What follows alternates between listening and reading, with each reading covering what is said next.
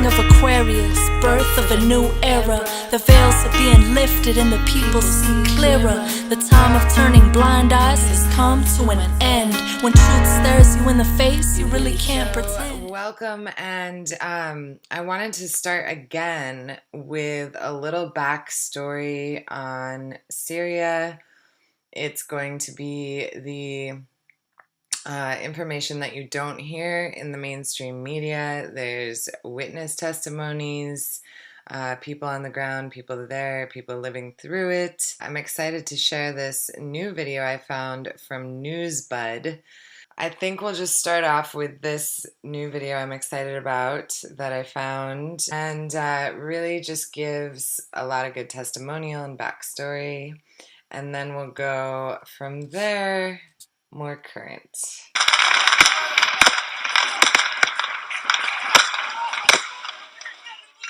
Our reporter, Zaina Hodder, defied a media ban to enter Daraa and sent us this story. This is a city draped in black, and a city raging with anger. For the past week, Daraa has been burying their dead. Demonstrators killed while clashing with security forces. Dozens are believed to have died. People here say at least 150, far higher than the figure of 37 provided by the state. The corporate media tells us the civil war in Syria began after Bashar al-Assad's troops killed Arab Spring protesters in Daraa and other cities. The truth, however, is something different. In fact, it's the exact opposite of what the official narrative would have us believe. The conflict that has so far cost more than 400,000 Syrian lives began in Daraa, a town near the border with Jordan.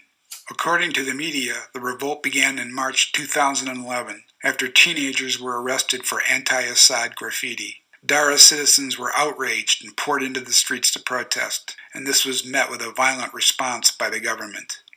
A Daraa journalist, quoted by CNN, said the protests were the flame of a revolution that would spread across the country.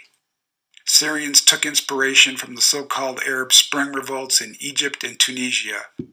According to Syrian journalist Stephen Sahouni, the uprising was staged by foreigners.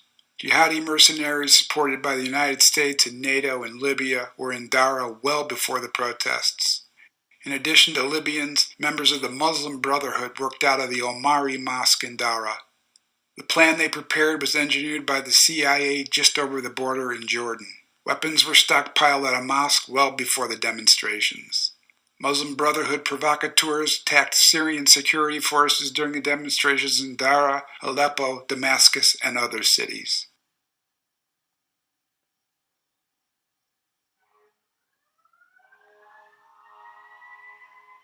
So there was violence right at the beginning. Violence. Yes. And the Syrian security forces had orders from the Syrian president that to not use a gun. They had only sticks in their hand only. And tens of Syrian police, Syrian security forces were knifed, stabbed, and beaten by either by knives or rocks or sticks. And some of them have died, martyred. At the very beginning, in Latakia, the crowds would come out on a Friday after the noon prayer. This was like the habit. And so they would come out and they'd start, we want freedom, we want democracy, we want blah, blah, blah. Okay, then the police, of course, would be there around in anticipation. And at the beginning, the police did have weapons. But if you fire on a policeman or a soldier, his training will be to fire back. That's his training. Okay, so that's what they did. They fired on the security forces, whether they be city policemen or army. They fired on them knowing that they're going to get a reply. And as many dead, innocent civilians protesting in the street, this is furthering their cause. Right. This is what they want. So this happened.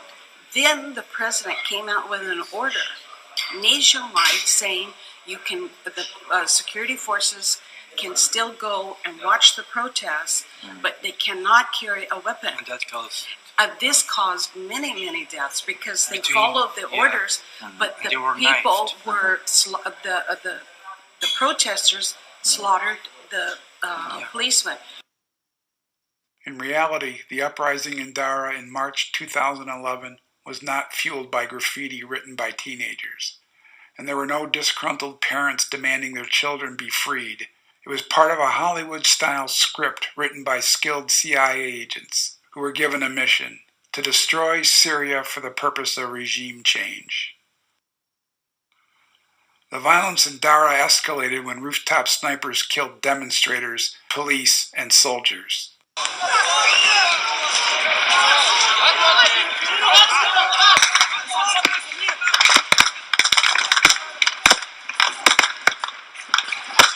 Observers blamed the deaths on Assad, but there is evidence the snipers were part of an effort to push the opposition's narrative of a brutal government that must be overthrown. The tactic was also used in Ukraine during the State Department's engineered coup. Similar tactics were used in Romania, Bosnia, Thailand, Egypt, Libya, and as part of the CIA's and NATO's Operation Gladio and its strategy of tension in Europe. According to Sihoni's research, weapons smuggled into Syria came from the CIA, stationed in Jordan, where the U.S. has a good relationship with trusted client King Abdullah. After the fall of Gaddafi in Libya, the CIA sent weapons seized in the country to Syria. Details on weapons transfers came out during the Benghazi hearings. The investigative journalist Seymour Hersh reported on the CIA's rat line to get weapons into Syria. Very early in 2012, when I don't know why, but maybe because of the hubris of the victory we thought we had in Libya, ousting Gaddafi, which is a mess of its own, we set up a very secret operation inside Libya to funnel arms through Turkey into the Syrian opposition, including all sides, those who were secular, those who had legitimate grievances against the Assad government, and the other groups sponsored by the Saudis and the Qataris, who are really trying to create a Wahhabi or Salafist government in Syria. I just wanted to take a moment to say remember that, because it happened really fast, but it's relevant to current events. And he already said a million things since, quote unquote, that, which is they were using Turkey to get rebels and arms into Syria. That's important for what's coming later in our current events.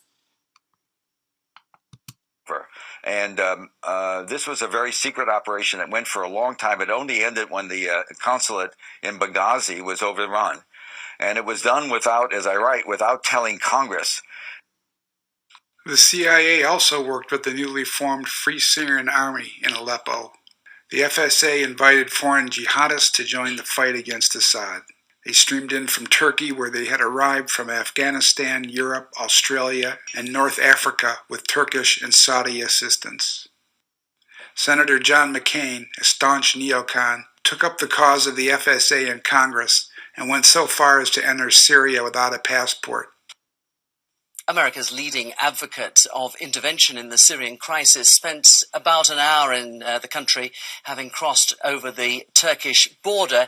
He met with leaders, senior officials of the Free Syrian Army, and they talked about matters that have been close to John McCain's heart these last few months or so, namely arming of the Syrian rebels, airstrikes and the possibility of those, and the creation of a no-fly zone. By 2012, the CIA was operating out of Turkey, providing weapons and sending fighters over the border into Syria. It provided satellite imagery and other detailed intelligence on Syrian troop locations and movements. The agency also set up an intelligence service for the Free Syrian Army. In the late 1940s, the CIA began covert operations in Syria after Syrians rejected an oil pipeline in their country. The United States also had issues with anti-Western sentiment and a large communist party. CIA operatives met with military leaders in Damascus and plotted to overthrow a 3-year-old democratically elected civilian government. It backed the Nationalist Party during the election in 1947. 2 years later, the CIA sponsored a military coup. During a BBC interview in 1967, CIA agent Miles Copeland admitted as much.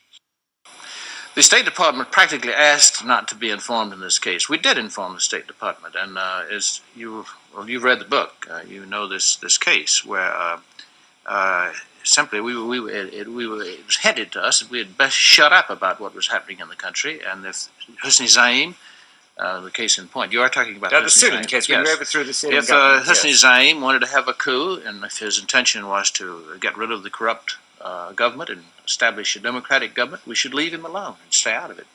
And that was the State Department policy, but in fact, you very largely organized, directed it, I mean, you personally, but you're among the team who did it, organized and directed this coup.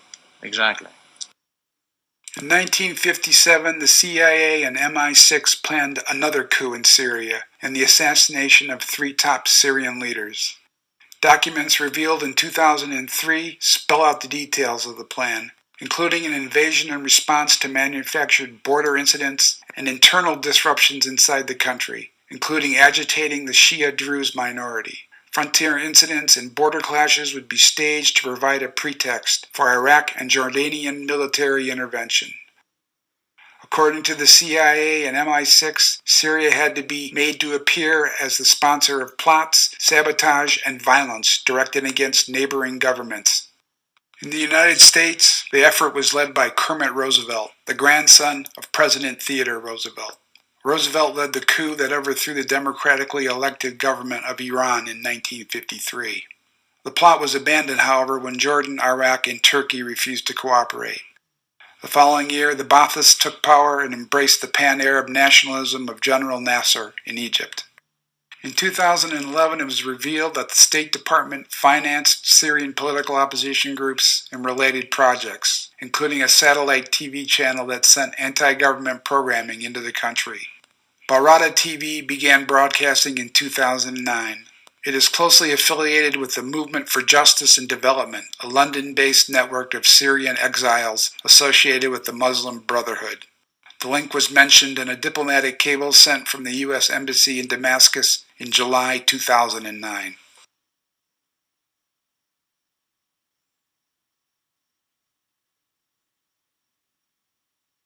Reuters reported the Salafist leadership attempting to overthrow Assad is comprised primarily of Muslim Brotherhood operatives. The command structure was established by the U.S., Britain, France, Saudi Arabia, Qatar, and Turkey. The Syrian National Council, originally the face of the Western-backed opposition, was dominated behind the scenes by the Brotherhood. In 2012, the CIA used the organization to smuggle weapons into Syria over the southern border of Turkey. According to Miles Copeland, the CIA began cooperating with the Muslim Brotherhood in 1955. Saeed Ramadan, the son-in-law of the founder of the Brotherhood, was a longtime CIA and British intelligence asset, according to the Swiss.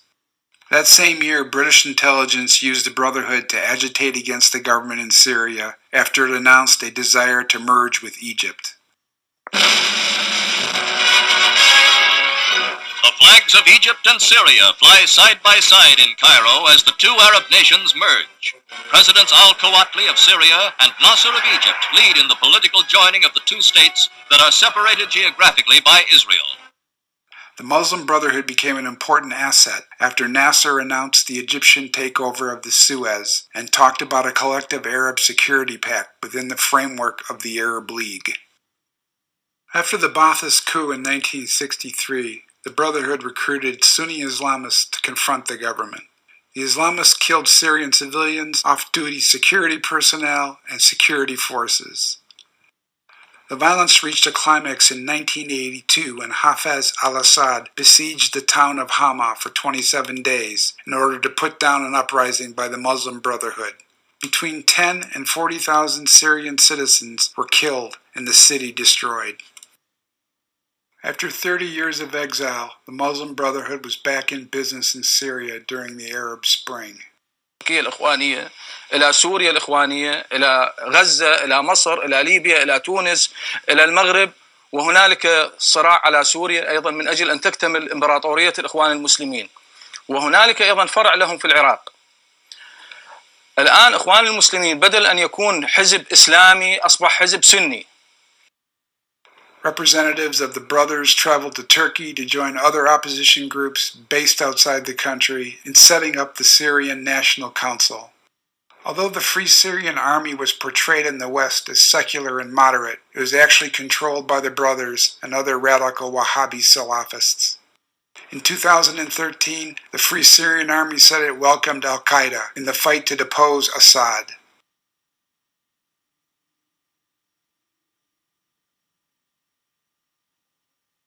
The plan envisioned for the Arab and Muslim Middle East was spelled out in a U.S. Defense Intelligence Agency document from 2012.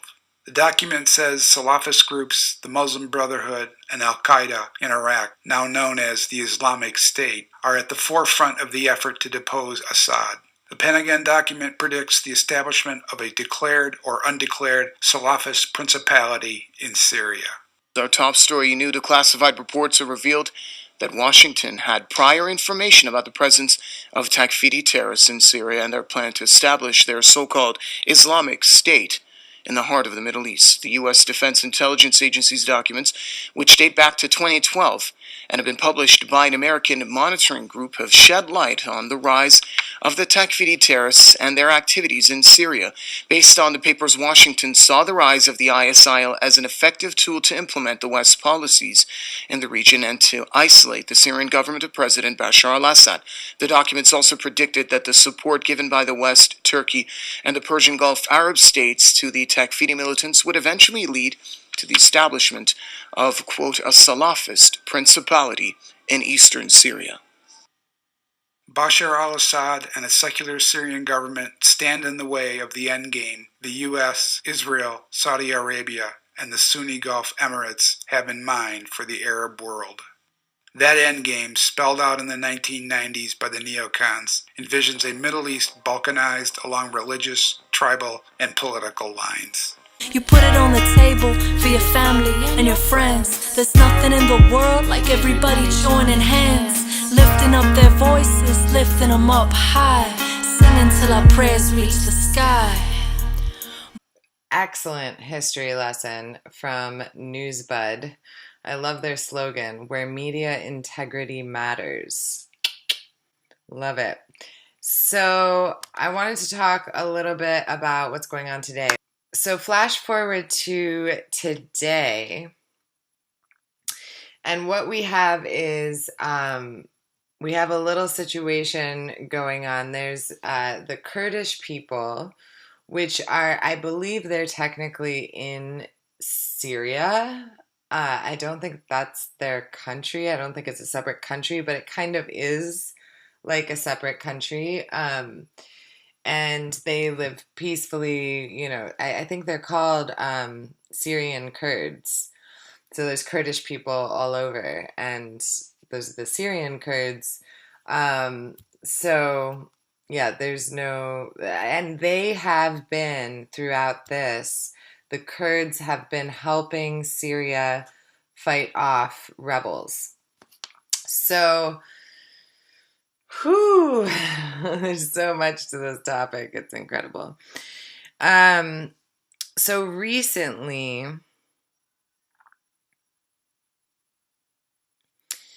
bombs and missiles and a lot of stuff have been happening. And okay, so I just learned recently that Turkey downed a Russian jet, and political commentators, speculators who I tend to, you know, agree with and value their opinion, but I wouldn't say this is my opinion, just because I don't feel that I've done enough research to have a definite opinion on whether this happened because of that.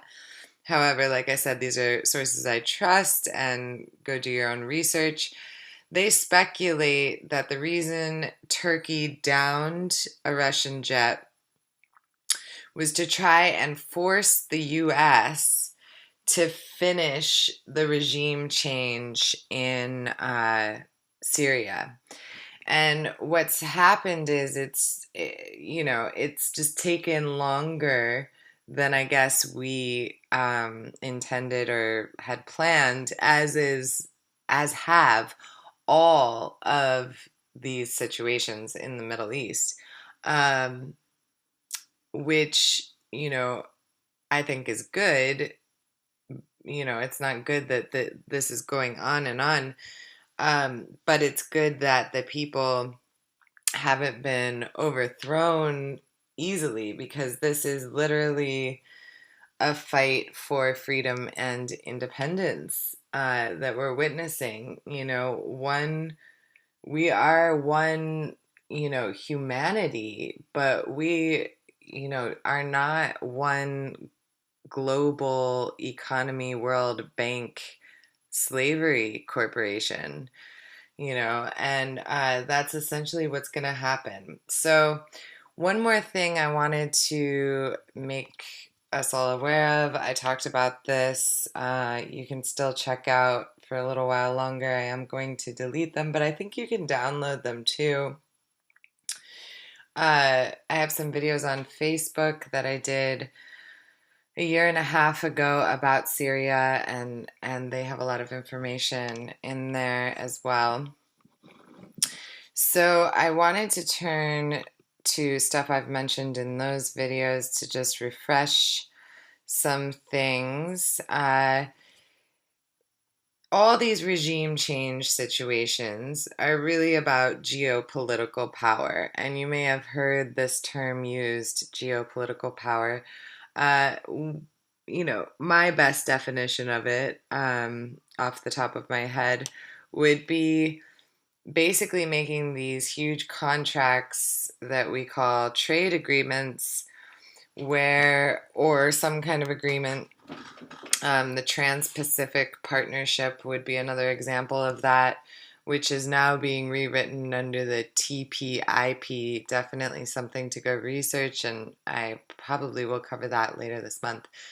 However, these big partnerships, trade agreements, essentially give the rights to these huge oil companies to come and extract, as well as, their other minerals. One of the problems going on in Africa, in a large part thank you to the Obama administration, but one of their huge problems right now is a refugee crisis. And I am going to cover refugees later, probably next. But one of their big problems in Africa is a refugee crisis because of trade agreements made with the Obama administration that essentially have turned, all their mining, it was always bad, I think, but now it's much worse. And that's for the tech companies. This computer, if you have a smartphone, mine's not hooked up anymore, but I still use it for Instagram and some other things. I have a dumb phone now, which I love. But if you have anything that is a mini computer, anything that has a LCD screen, is it LCD? I think it's LCD. There's all these things, LCD, LED, LSD, no, just kidding. All these LDs.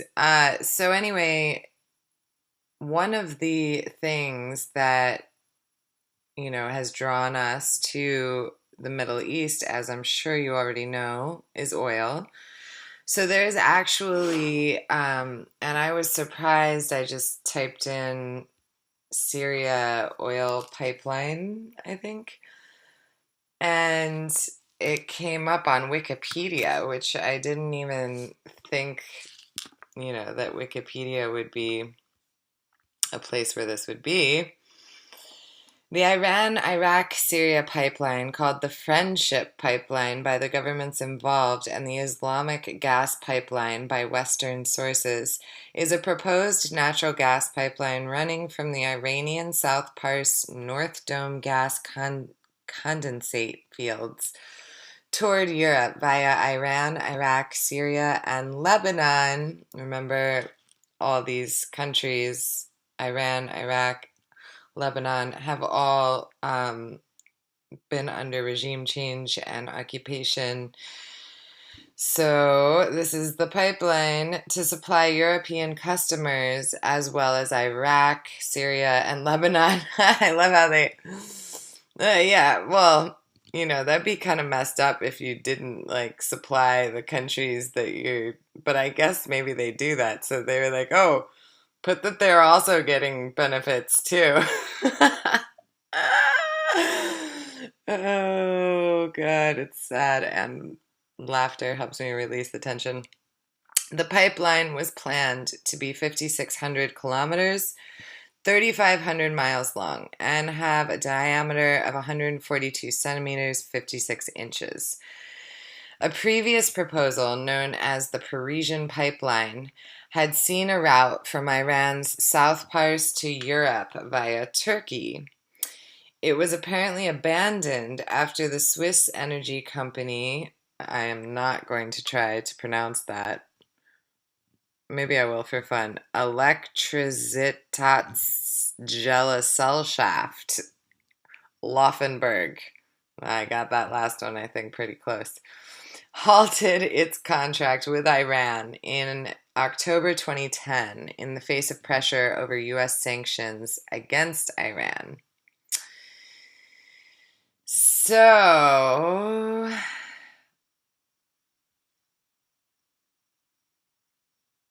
okay, so Iraq and Iran, this is more about, again, I'll have this link in there, but I want to show you the map. So this also breaks down what's, kind of going on, I guess, politically. So we have the Russia-backed Iran, Iraq, Syria pipeline. And that's, one of the things that's pinning us against Russia. It's also why, I've talked about how Russia is sticking up for Syria and how that's a good thing, but that doesn't mean that, Russia is some hero. They've got their own ideas of how things should go, and I'm, it's not a matter of right or wrong. I don't think anybody should be doing anything against Syria's will. However, to be noted, Syria has asked Russia to come into their country and protect them. And Syria actually wants the Russia-backed pipeline built. So, wow, Siri is spying. You have no voicemail messages. She's spying on me. I know, because I don't have my phone hooked up. Oh my God. No comment. So back to this. I want to move on here. This is something else I want to draw our attention to. Okay. Before I go into that, a few more current events here. So what we have going on right now, like I said, Turkey downed a Russian jet. Speculators say that was to try to force U.S. to finish the regime change with Syria. We didn't do that. We, I guess, have backed off slightly, ish. I'm not too sure about that. I don't know. But we definitely haven't, been successful in finishing the regime change. So,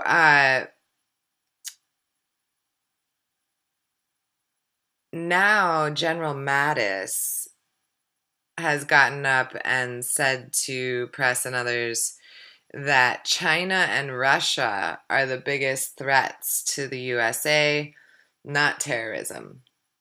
So for those of you who don't know, one of the horrible things about the TPP agreement was that it basically takes away any ability to hold any corporation accountable in a U.S. court system. They get like their own court system, and the corporation is deemed a person, so they have all the rights a person does.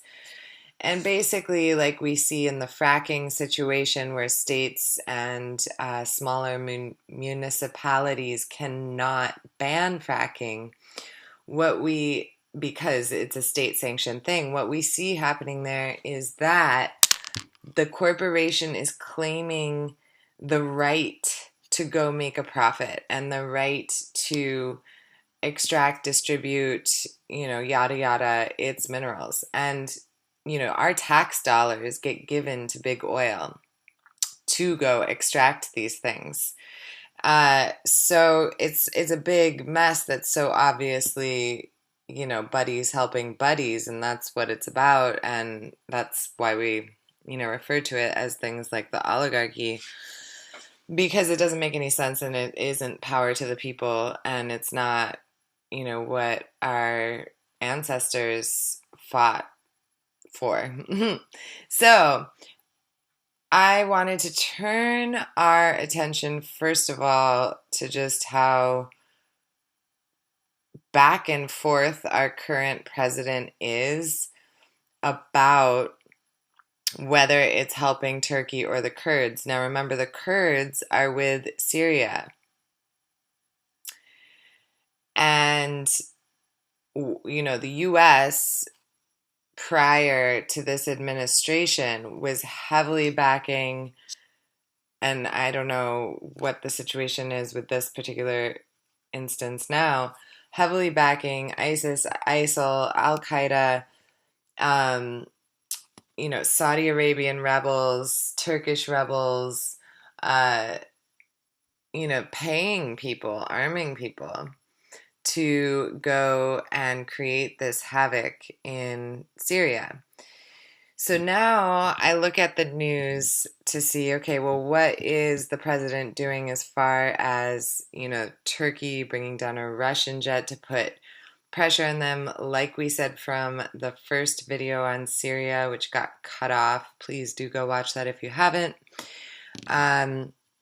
And this is livestream.com/Shakti report/Feb-current-events.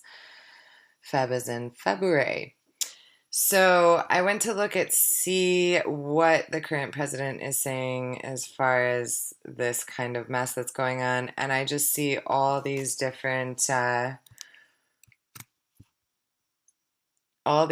situations, from Trump takes a U-turn and U.S. and Turkey agree to jointly fight against ISIS and the Kurds. And that's weird too, because I was not aware that the Kurds and ISIS had anything to do with each other. And the Syrians are fine with the Kurds, so I don't understand that. Okay, so then it says Donald Trump to arm Kurd fighters in Syria. See, that would be confusing to me too, and kind of revolutionary, because if I'm not mistaken, the Kurds are on Syria's side. If we're arming them, we're helping Syria, which is what Russia's doing, which puts us on the same page as Russia, which would make Turkey not happy. So then the next one I see, Trump okays arms for Syrian Kurds, again alluding to the fact that they are Syrian, despite Turkish objections. Then we have President Trump staying neutral in Iraq-Kurd conflict. So, if these are the same Kurds, Syrian Kurds, which I'm not sure, if they are, things like this, they don't make sense, because if we're backing the Syrian Kurds and these are the same Kurds, then, we're playing both sides of the fence. We're backing Iraq and we're backing the people that are opposing Iraq. So it's just a big mess, and you can see how it just, gets sucked into this big mess. So I wanted to share a little report, and this is being called Operation Olive Branch. Essentially what's happening now, which this is about to explain it a lot better than I can. Essentially what's happening now is Turkey is moving in on the Kurdish people. They fired missiles. They dropped bombs from airplanes. This was about mid-January. It started, and yeah.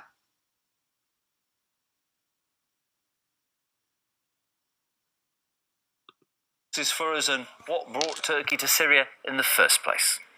This is what the situation on the ground in Syria looks like right now. Afrin, the region where the Turks are carrying out their military operation. The area highlighted in green is where the Turkey-backed rebels are, to a certain extent at least.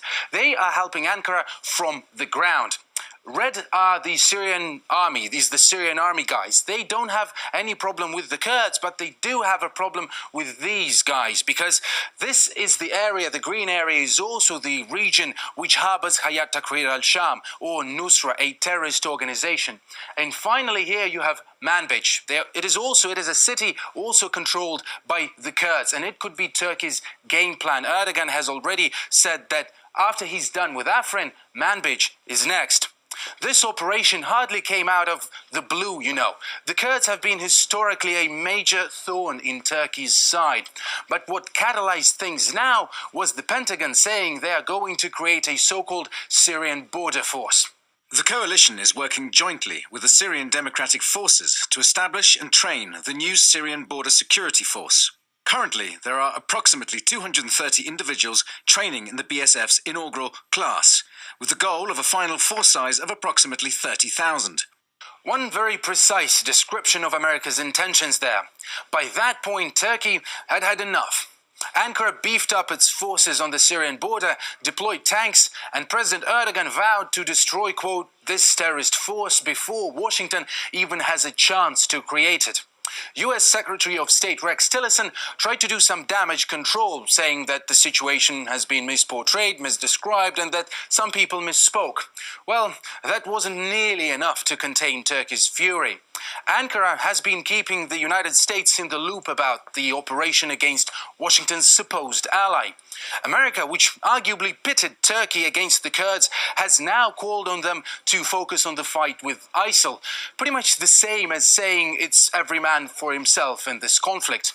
Turkey has also notified Syria about the action, which Damascus is not happy about at all. Russia, in its turn, has been cautious and called for all parties to pull the punches. The main reason behind the developing crisis in this part of Syria is the provocative steps taken by the United States, which were aimed at isolating areas with predominantly Kurdish populations. Uncontrolled deliveries by the Pentagon of modern weapons to pro-American formations in northern Syria contributed to the rapid escalation of tension in the region and led to a special operation by Turkish troops. Loose lips sink ships, they say. Well, this time we're looking at a potential all-out war. Igor Zhdanov, RT. And I can bring in now Yaşar Yakus, who's the former Turkish foreign minister and former ambassador to the UN. Pleasure to have you on this evening. I was interested, how far do you think Mr. Erdogan is going to go? Is this going to be confined to northern Syria, or could this offensive become much more large scale? Well, if it is the entire northern Syria, it's already too big. It started it was going to start with Afrin, but later on other places were added, such as Manbij, that's to say the area which is already under the Turkish military control, but the city of Manbij was not captured. This time, I understand that Turkey is determined to enter Manbij as well, and from there go to the east of Euphrates, which is where there are Kurdish cantons actually of Kobane and Jazira. Russia is saying that it was America's policies towards the Kurds in northern Syria that really were the catalyst to leading up to this assault from Turkey. Would you put responsibility for what's happening on Washington or not? Yes, to a very large extent, because if United States was not going to arm Kurds, Turkey wouldn't have arrived to the point where it is. And Turkey tried to draw the attention of an ally, a NATO ally, that you should not arm and train and provide ammunition to a terrorist group which is linked to the dangerous PKK terrorist organization in Turkey, because Turkey regards the YPG, which is the military branch of PYD, that's to say the strongest Kurdish political party in Syria, and Turkey wanted United States to stop this supply of arms, but United States, using several excuses, continued to supply, and this is where we arrived at this point today. Where's this going to take Turkey-US relations, do you think? Will they remain strategic partners? It seems like things are getting worse between the two. Actually, the United States tried to wash its hands by saying that it has no military presence in Afrin specifically. But if first of all, there may be many people armed and equipped and trained by the United States in Afrin also, but the American presence, military presence in Afrin may be absent. This may be understandable, but if Turkey continues the military operation and carries it to Manbij and to the east of Euphrates, then it will come across with the Americans. I mean, two allies will be fighting in a third country. This is something that is not acceptable normally in an alliance. And what reaction do you anticipate on the part of Iran here?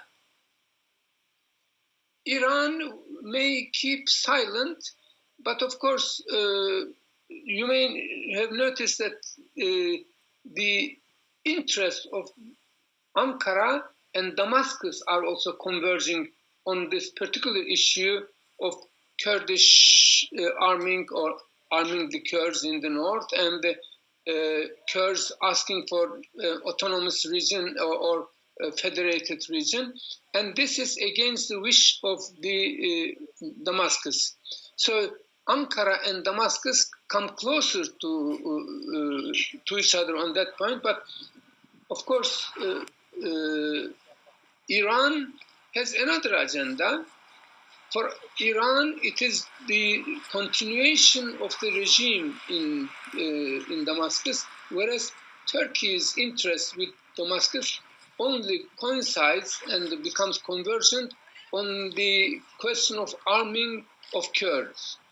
Beyond that, there is no convergence of interest between Damascus and Ankara, while there is continued convergence of interest between Iran and Damascus beyond what is happening now in Afrin. Yashar, I appreciate your time. My guest this hour, Yashar Yakis, is a former Turkish foreign minister.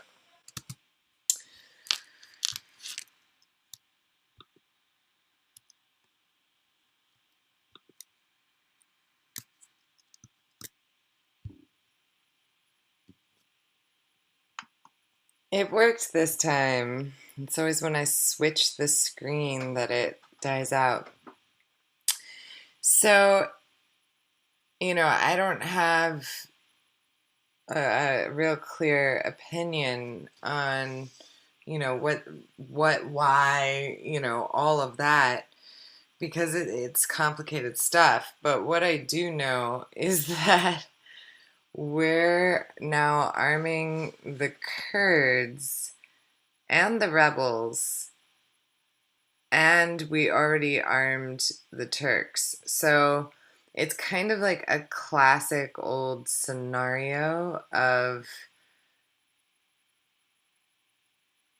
making a mess so that we can come in and clean it up and be the heroes.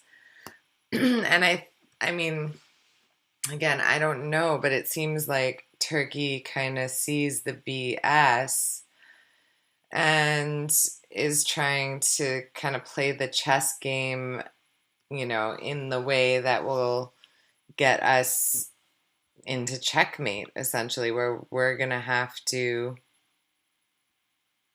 show our cards. Keep praying for Syria and that whole region. It is, it's easy to feel like that's so far away and it doesn't really matter. But like I said, General Mattis is now saying China and Russia are number one threats, not terrorism. That's a huge thing to say. That is a war idea. And while it's one thing when we're creating wars or wiping out people with no army, it's quite another thing when we're starting to outright declare ourselves against the other two big powers. And, in the China situation, we owe so much money to China. So much money. And that's, we exported our manufacturing industry, so we don't, and our farmers are suffering and nobody wants our GMO foods anymore. So, it's kind of this situation where we're kind of getting stuck at the end. Marching on the front line, ready to protect. Crunch time now, everybody on deck. Back into a corner. Being a warrior is learning how to cry. Learning how to cry, because when a man learns how to cry, he's learning understanding. He's learning how to understand. Because when a man cries, then compassion starts to grow.